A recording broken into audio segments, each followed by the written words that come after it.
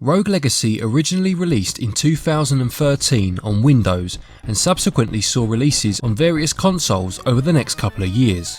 It is a platform game with roguelite elements and has been compared by its developers to both Spelunky and The Binding of Isaac in terms of its design.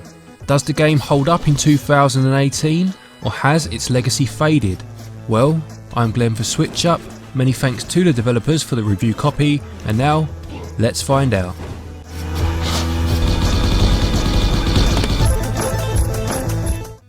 Although Rogue Legacy is another addition to the Switch's roguelite collection, this one has a few tricks up its sleeve to stand out from the crowd.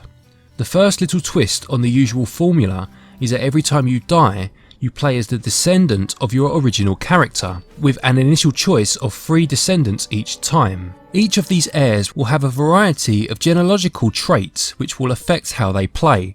For example, it may be that they are afflicted with colourblindness, rendering the screen black and white, or it could be that they have the rare condition gigantism, making them a larger target to be hit, but also making it easier for them to hit some enemies themselves. Some of the traits are purely aesthetic, whilst others will affect the gameplay to a degree, as just mentioned. It's a very interesting idea to have positive and negative buffs on a character each time you play, but due to how difficult the game is, and the regularity in which you will be using a new character, you will start to see some of these traits repeat fairly soon. But this is not the only trick Rogue Legacy has up its sleeve. Next you have the upgrade system, and for me, this is where the game starts to distance itself from some of its competition. In some respects, the game follows the roguelite rules in that if you die, that's it, you are dead and back to the start you go. However, Rogue Legacy deviates slightly here. Once you have died, any money you have collected can then be spent on upgrades and unlockables. For instance, early on in the game, you will unlock the services of the blacksmith, and finding blueprints in subsequent runs will open up new possibilities of armour and weapons that you can then purchase.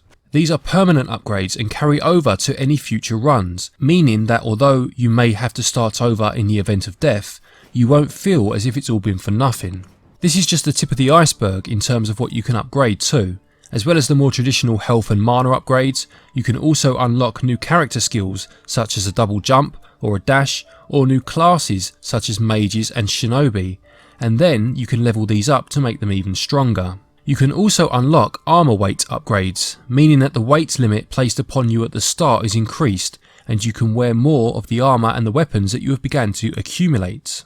Aside from this, you can unlock an architect. As the game uses procedural generation, the castle of course looks different each time you play. However, for a percentage of the money you make on your next run, the architect will lock the castle into place, ensuring it stays as it was from your previous run, meaning that you get a second chance at a layout that you felt confident with.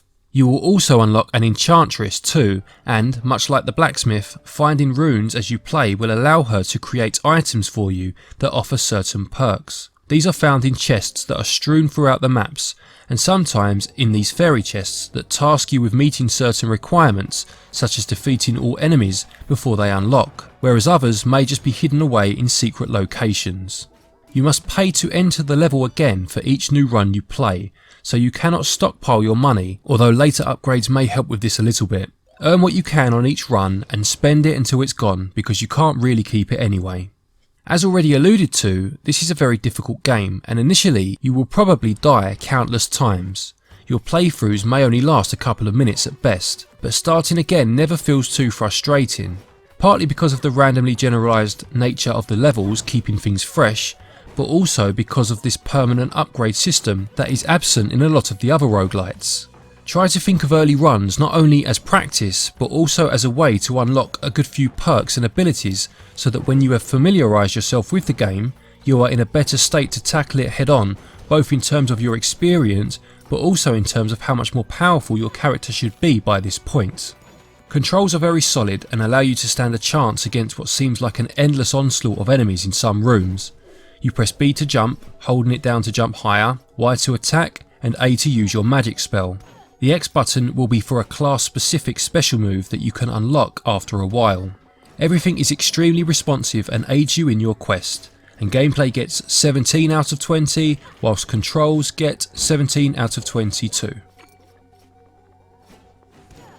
The character models go for a retro look in so much as they are quite simple, but careful inspection reveals a much greater level of detail than your eyes would have initially had you believe. There is a good level of colour and shading used that almost goes unnoticed at first, and puts this game much more on the level of a 16-bit game rather than the often overused 8-bit style. Each character has their own abilities card, called up by pressing the Y button when in the pause menu, and this is a fun little way to give you all of the crucial information about your current character. The backgrounds make good use of colour and hold a fair amount of detail, from the moon in the night sky to the mist shimmering across the screen, to bats and a few others flying through the air. The music is absolutely fantastic. It manages to capture the medieval theme well with some melodies,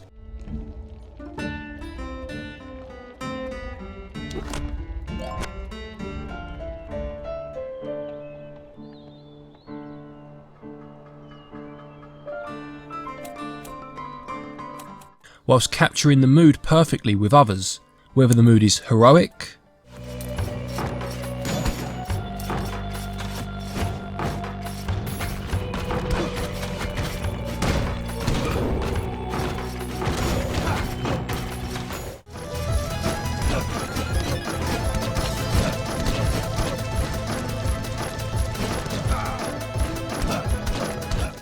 or spine chilling.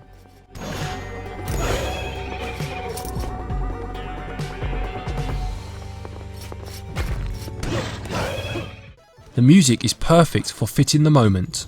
The score actually reminds me of Super Ghouls and Ghosts in a lot of ways, not in that they sound familiar exactly, but more in terms of the setting they help to create and the atmosphere that they evoke. Having said that, the graphics share a bit in common with that particular game too. Graphics get 15 out of 20 and audio gets 18 out of 20.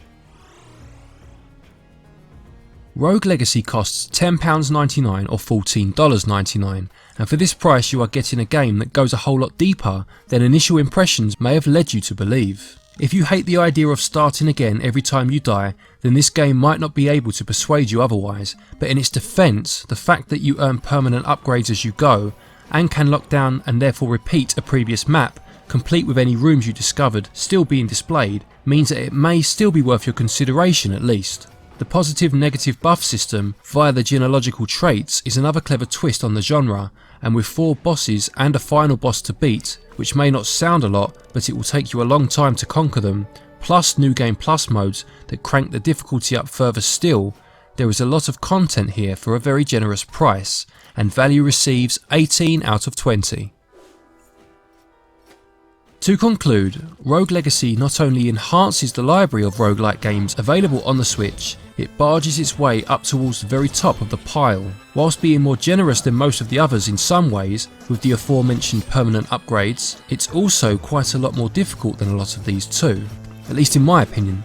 For me, this led to a nice balance of being defeated often, but making you feel as if you have still achieved something, and this is a very good recipe for making you want to jump straight back in and try again. Rogue Legacy receives a SwitchUp score of 85%. Thank you as always for watching.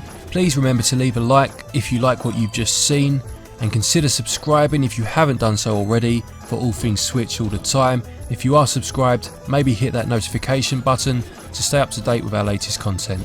And as always, happy gaming.